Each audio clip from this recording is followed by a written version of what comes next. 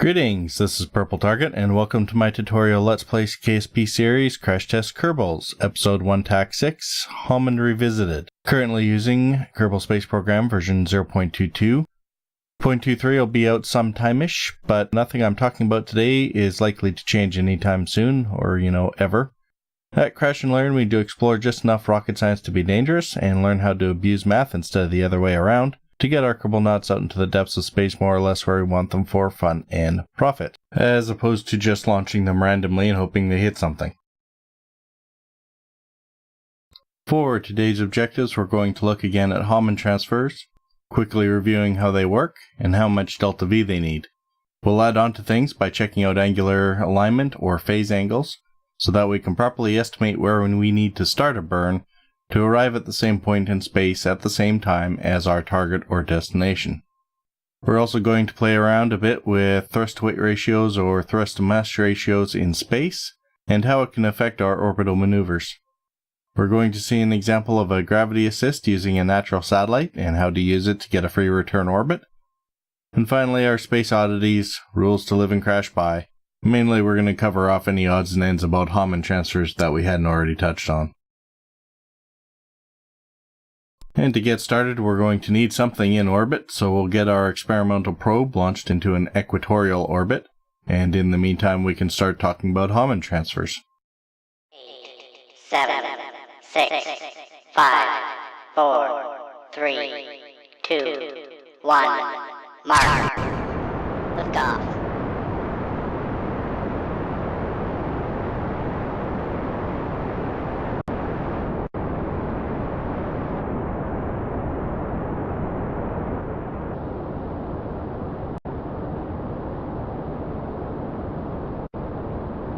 Now, I pretty much glossed over on Hohmann transfers in episode 1 TAC 4 when we were installing the KeoSat 1, and it's simply a maneuver to transfer a spacecraft from one orbit to another, and it's efficient in terms of balancing the delta V required and minimizing the time to transfer from one orbit to the other. Now today I'm using the RelVel board again to draw pretty pictures, but they're not to scale, and there's no measuring to be done for these calculations. The real answers are going to be from the formulas. So we have here the central body that we're orbiting around, and we're using Kerbin in this example, of course, all day long. And we'll be happily orbiting around in our parking orbit at 80 kilometers, shown here as R1. That's our orbit. And we want to get to the destination orbit at R2. And our example today is going to be the Mun, which is at 12,000 kilometers. So we can be happily twirling around in our parking orbit, and when our spacecraft gets to the maneuver node, it's going to fire its engines prograde and inject itself into an elliptical transfer orbit, shown here in red, until the apoapsis is equal to R2. And as with any maneuver, it requires an expenditure of some delta V, in this case speeding up by delta V1 meters per second, which we can calculate with this familiar formula from when we set up our KeoSats in 1 TAC 4. So this time we have R1 at 680 kilometers. Remember, that's 80 kilometers for the parking orbit plus 600 kilometers for the radius of Kerbin itself. And our R2 set at the Mun's semi-major axis of 12,000 kilometers. The central body we're orbiting is Kerbin, so we need the gravitational parameter for that, 3.53 times 10 to the 12th, which is just the mass of Kerbin times the gravitational constant. Run it through the formula, and we get 856 meters per second for delta V1. So then as our spacecraft heads up the red transfer orbit, it'll get to the destination orbit at the apoapsis, having traveled 180 degrees or half the transfer orbit, and it fires prograde again. At this point, it's going slower than the orbital velocity at R2, so it needs to increase its velocity by delta V2 to insert itself into a circular orbit. In our example, to circularize at 12,000 kilometers, we'll need a delta V2 of 365 meters per second.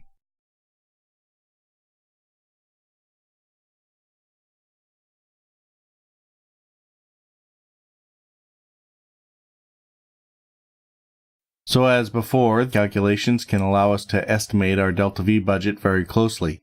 Then during the actual mission, we just need to have a little bit extra to adjust for the little bits where the spacecraft diverges from the plan a little. And as we can see, if we play around a bit with the maneuver nodes, we can get something pretty close.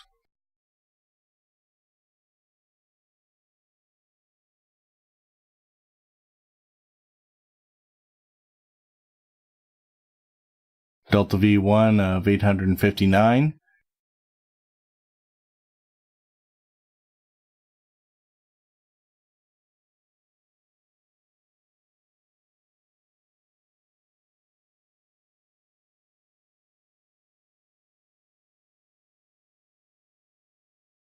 And Delta V2, if we delete the first node, we can see it was 359 meters per second.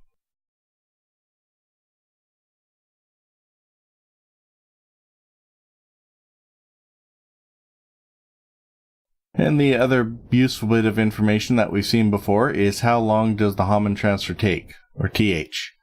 So we've seen this equation before, which is a simplified version of about 2 or 3 other equations that could be stacked together to find the same answer.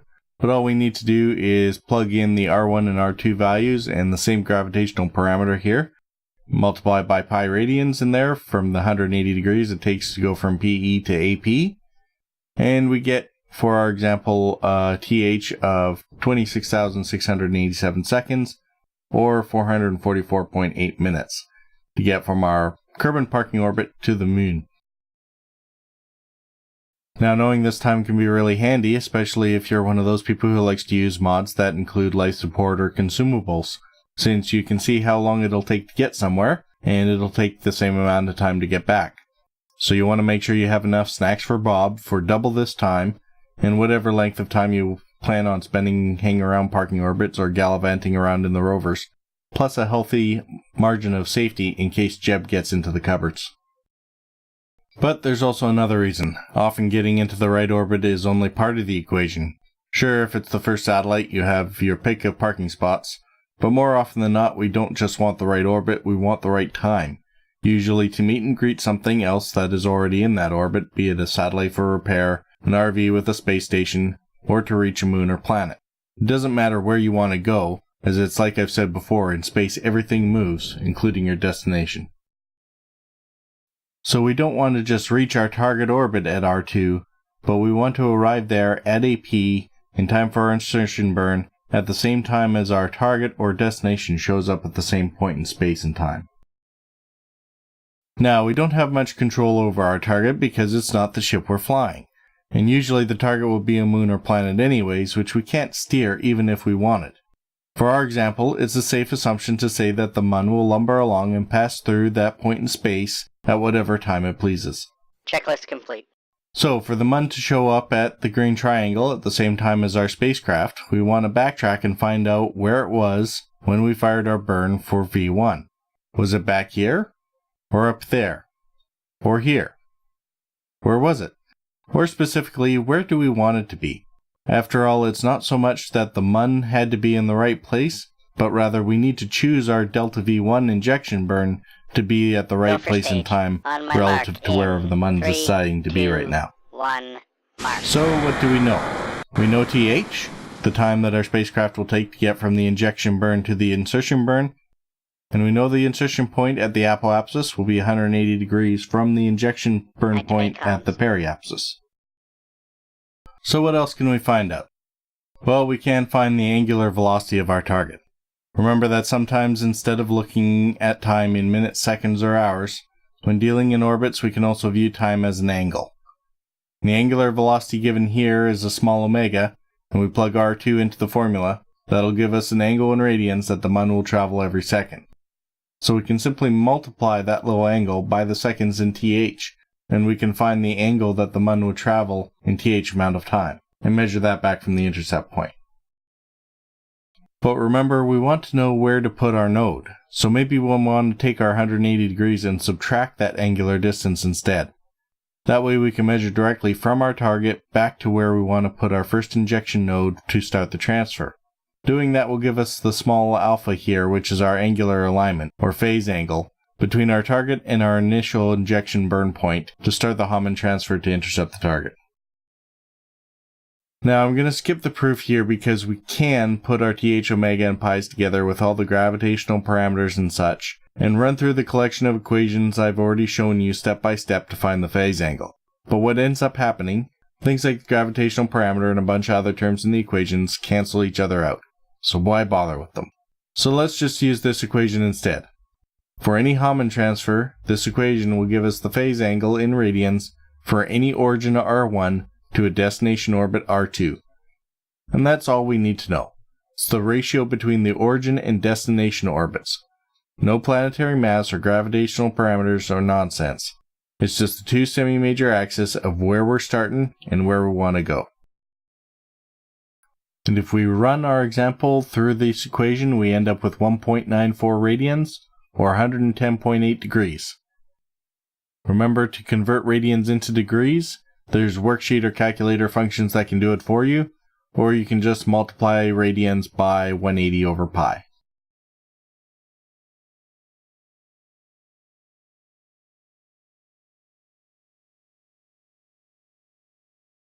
So there we go. If we place a node at about 111 degrees or so from the Mun's current position, and we plan out a node for delta V1, the apoapsis should intercept it.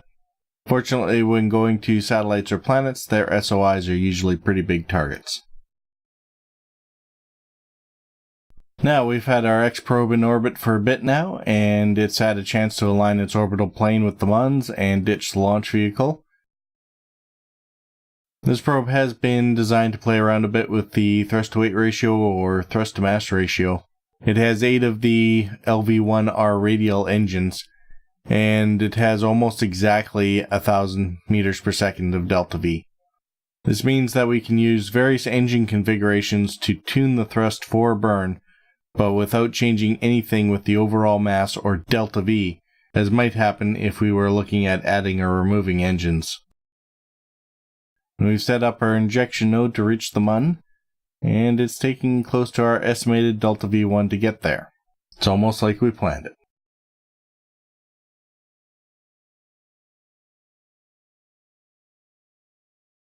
Go for transfer injection. Roger. On my mark in 3, 2, 1, mark.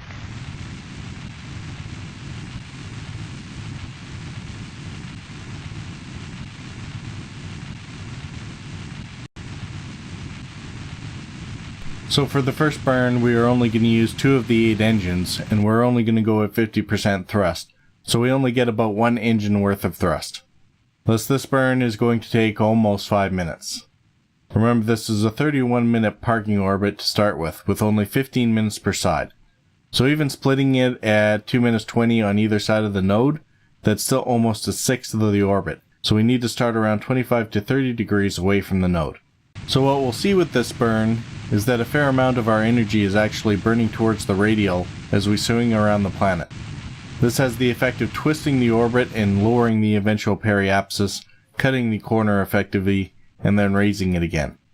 This might be something to watch out for if you have a PE that is already close to aerobraking or worse lithobraking around a planet.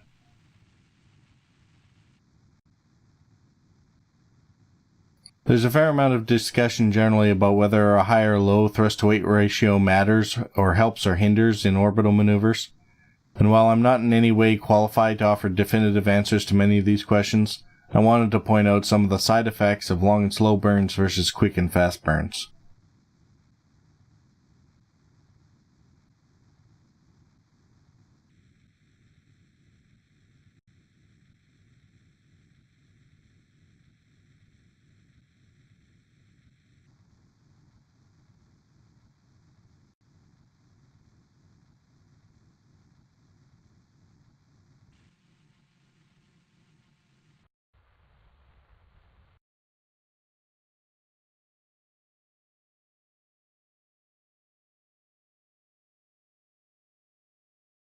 The other thing is that when splitting a burn half and half around a node, we end up with an uneven acceleration in vectors on the either side. This is partially due to slower acceleration with a heavy fuel load before the node, with a lighter craft and faster acceleration after the node. So bending of the orbital path from the gravity is a bit uneven. And as you can see here, the apoapsis has shifted counterclockwise from where it was supposed to be.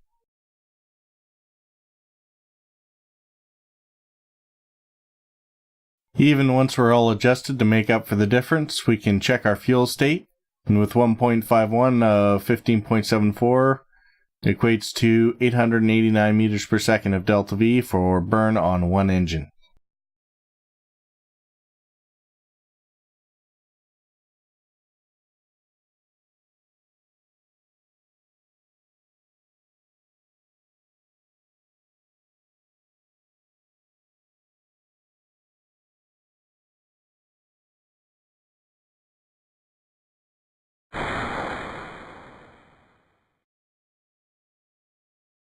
Go for transfer injection burn.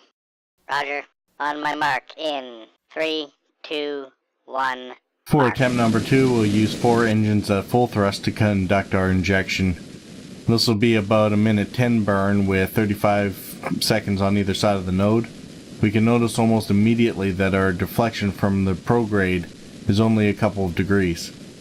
At 31 minutes, we're only going to be off by about 6 degrees either side of the node, so we're only wasting about 10% of our fuel towards the radial.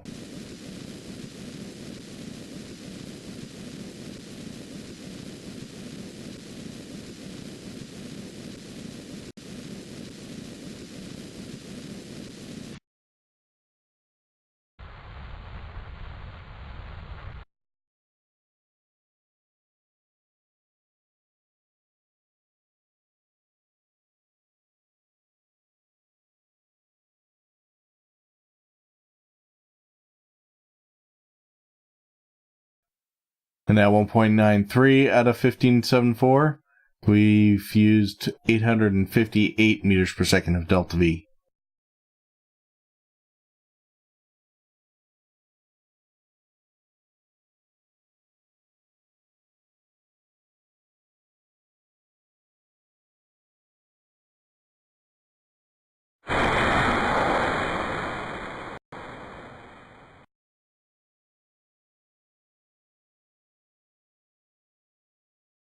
Go for transfer injection burn.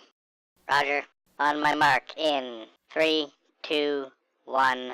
Finally, we'll use all 8 thrusters, full tilt for 35 seconds, or 15-ish on either side of the node. It's only about 3 degrees off. The wastage to the radial is negligible since we're so close to the prograde for the entire burn. The greater danger of waste in high thrust-to-mass ratio burns like this is actually controlling the burn and cutting it off before overshooting.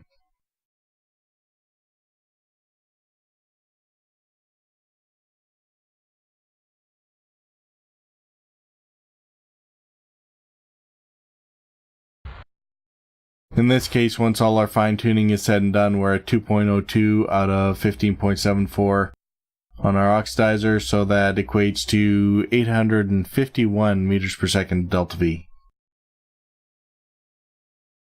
Now each of these burns was targeted for 867 meters per second. So if we compare the percentages, we can see where the TMR differences stack. There are fuel savings to be had. However, we see an over 8-fold increase in TMR, and we only save about 4% between the best case over the worst. Are short impulses at the PE more efficient? Apparently so, but it also might be somewhat overstated. So when planning your craft for orbital burns, make something that makes sense. Balance off your requirements and resources. Use what works.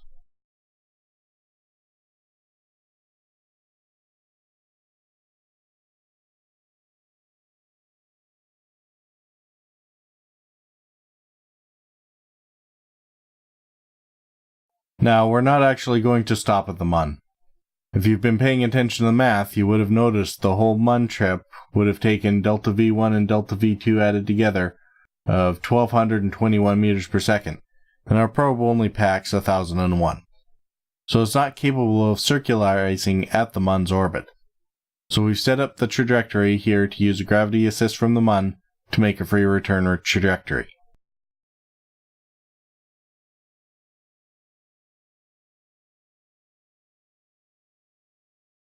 What's that mean? Since there's a sharp atmospheric cutoff in KSP, once all of your orbit is in space, it'll pretty much stay there. So our initial PE at 80 kilometers is going to stay there forever, unless we can slow it down. Now we have lots of fuel in the probe that technically we could use the engines to slow down. But what if there wasn't? Or what if the engines failed? Losing a probe might not be too bad, but what if this was a crewed mission?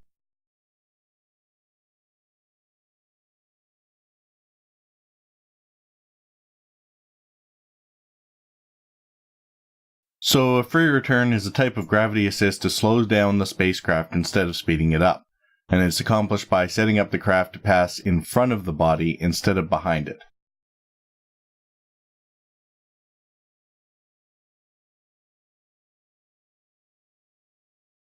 And as we get up near the apoapsis, we can see what happens. We enter the MUN's SOI still heading outwards and not nearly as fast as the MUN itself. So while its gravity takes a hold of the probe, it'll bend the trajectory around and slow down the spacecraft slightly. And then the MUN will take off along its merry way, leaving the probe in the trail, going slower at its Kerbin apoapsis than it would have been if the MUN had never showed up. It's the same as if the spacecraft itself had done a retrograde burn at the apoapsis. And what happens when you slow down at the highest point in the orbit? The lowest point gets slower. In this case, the MUN effectively slowed down the probe about 13 meters per second, and it dropped its PE all the way down into the atmosphere of Kerbin. So as a result, the probe can return to the planet of origin without burning any more fuel than it already has. That is kind of like for free, isn't it?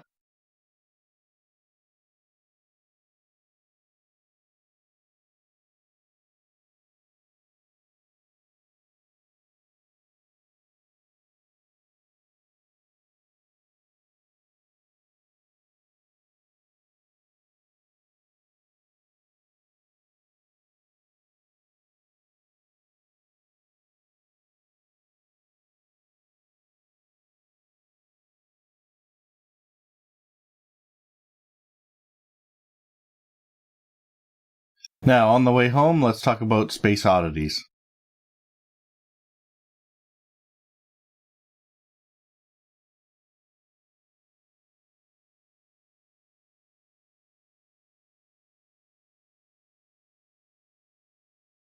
So the first thing is Hohmanns are reversible. If we had stopped at the MUN, and we wanted to go back to Kerbin, we would simply have to set R1 at the MUN's orbit and R2 at the parking orbit around Kerbin.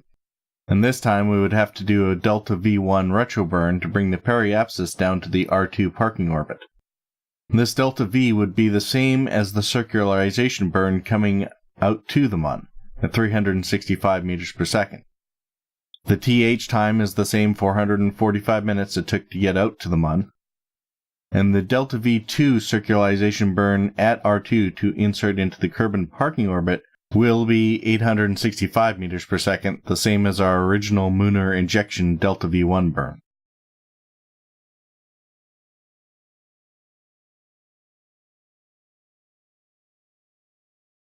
Now, when transiting from a smaller orbit to a larger one, like going from Kerbin to the MUN, the angular alignment will be from 0 to 180 degrees. When coming back the other way from a larger orbit to a smaller one, the angular alignment can be anything. Remember, the transfer orbit is symmetrical, so the TH will be the same. So when coming back from the MUN, it'll be the same 445 minutes. And how many 31-minute parking orbits can be completed in that time. So the phase angle will depend on whatever partial orbit the inside track body will need to complete while the spacecraft is on its way in. When the ratio between R1 and R2 is small, the alignment will be small. In our example, we needed 111 degrees for the MUN, but if you're going to go from 80 kilometers to only 90 kilometers, you would only need to be about 3 degrees off your target instead.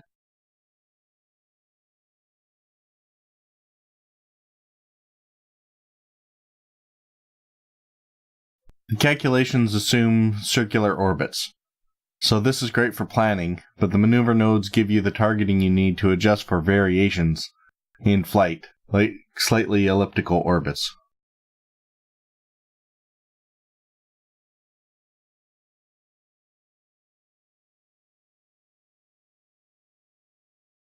There are a couple of online tools that you can use to find things like the phase angle calculator, but a word of caution, it's only set up to deal with transfers between planets and moons. It won't help you get to a space station or a RV with a satellite to refuel it. Similarly, the launch window planner will show pork chop plots, and it'll work on figuring out optimal launch windows for certain transfers, rather than finding the angles to look for. And again, it cannot help you get to your space station.